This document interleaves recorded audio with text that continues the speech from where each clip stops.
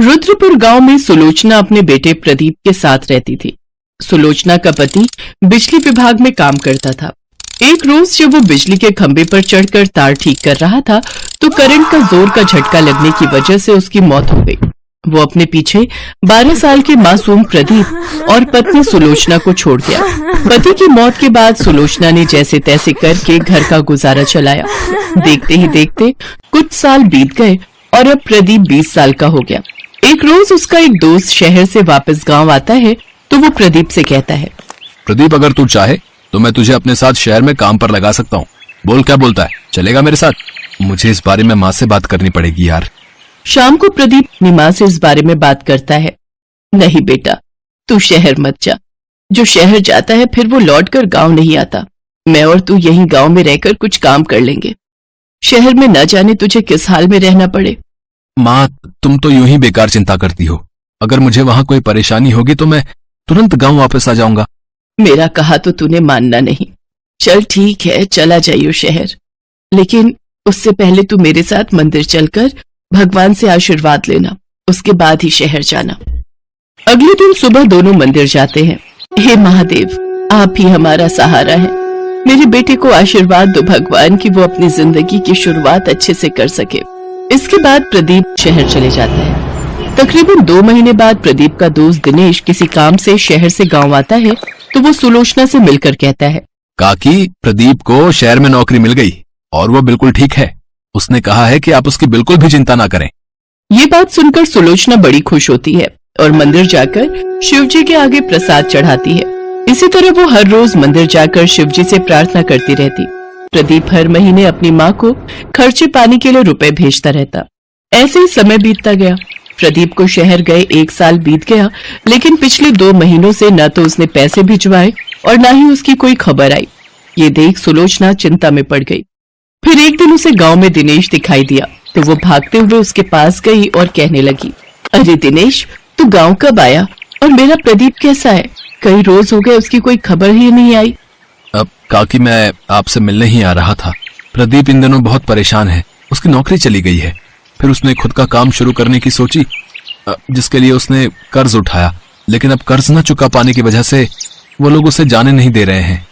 ये बात सुनकर सुलोचना के होश उड़ जाते हैं और वो दिनेश के साथ शहर चली जाती है। अरे माँ, तुम्हें यहाँ आने की क्या जरूरत थी? ये लोग तुम्हें भी पकड़ लेंगे। तू परेशान मत हो, मैंने कुछ पैसे बचा कर रखे हैं। इन लोगों को वो पैसे देकर कुछ दिन की मोहलत मांग लेंगे। फिर वो प्रदीप के साथ उस लाला के पास जाती है जिससे उसने पैसे उधार लिए थे। साहब, हमें कुछ दिनों की मोहलत और दे दीजिए। ये लड़का मेरा पैसा खाकर यहाँ से भागने की कोशिश कर रहा था और अब तू आई है यहाँ इसे ले जाने के लिए। पहले मेरे पैसे दे, तभी मैं इसे छोड़ूंगा। अभी तो मेरे पास ये कुछ पैसे ही हैं, आप इन्हें रख लीजिए। कुछ दिनों में मैं आपके सारे पैसे लौटा दूंगी। ठीक है, मैं तुम्हें 30 दिन की मोहलत देता हूँ। फिर वो दोनों मंदिर जाते हैं और परेशान होकर मंदिर के बाहर सीढ़ियों पर बैठे हुए होते हैं कि तभी उनके पास एक बुजुर्ग आदमी आता है और उनसे कहता है, क्या बात है, आप दोनों बड़े परेशान लग रहे हो। इसके बाद सुलोचना उसको सारी बात बताती है। तुम दोनों परेशान मत हो, अपने भोले बाबा बड़े दयालु हैं, वो सब ठीक कर देंगे। मैं इस मंदिर के बाहर कई सालों से पकोड़ों का ठेला लगाता हूँ, लेकिन अब मेरी उम्र हो गई है और अब मुझसे ये संभलता नहीं। अगर तुम दोनों चाहो तो मेरे ठेले पर काम कर सकते हो।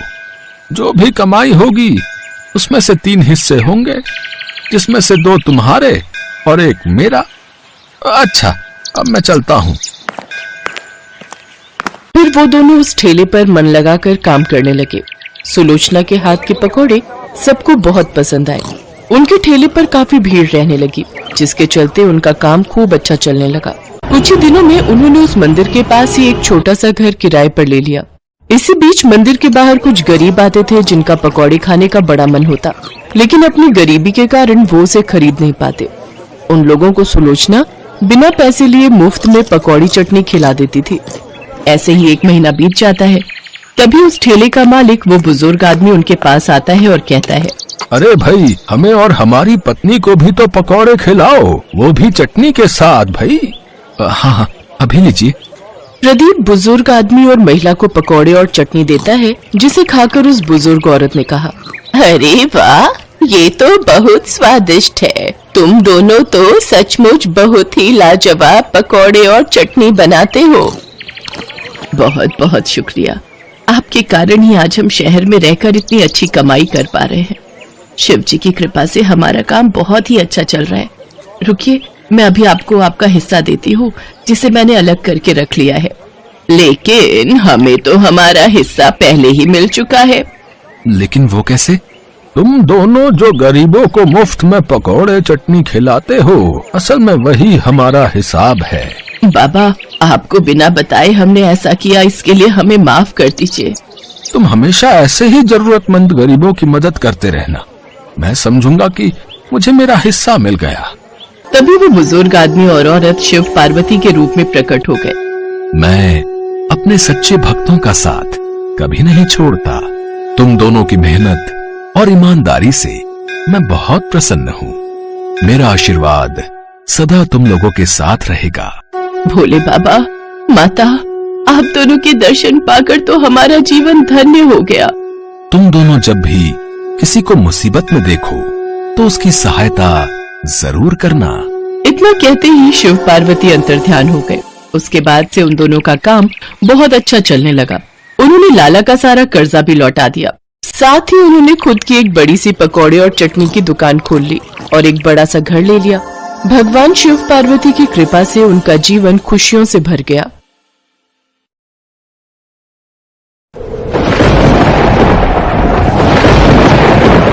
ये सब क्या हो गया जी? कुछ नहीं बचा, न खेत बचे न घर। अब हम क्या करेंगे? पता नहीं राधा, हमारी किस्मत में क्या लिखा है। खेत में फसल का एक दाना नहीं बचा। खेत, घर में रखी सारी उपज और बीज भी बह गए। पता नहीं अब कैसे गुजारा होगा हमारा। रामपुर गांव के हर घर की फिलहाल यही कहानी थी। 4 दिनों तक लगातार बारिश ने सब कुछ बर्बाद कर दिया।